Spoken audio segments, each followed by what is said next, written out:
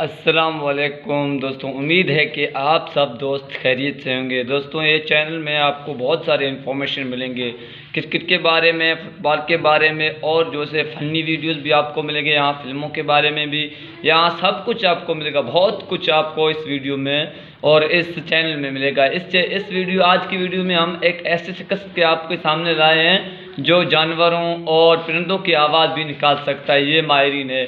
और जो दोस्त हमारे चैनल पे नए हैं वो सब हमारे चैनल को सब्सक्राइब करें और बेल आइकन का बटन दबाएं।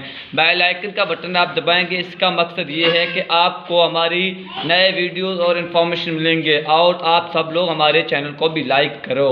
दोस्तों, अब हम साजिद अहमद को कहते हैं कि ये मुर्गा का आवाज़ निकालें। कुत्ता की आवाज़ निकालो। पूंछ का आवाज़ निकालो।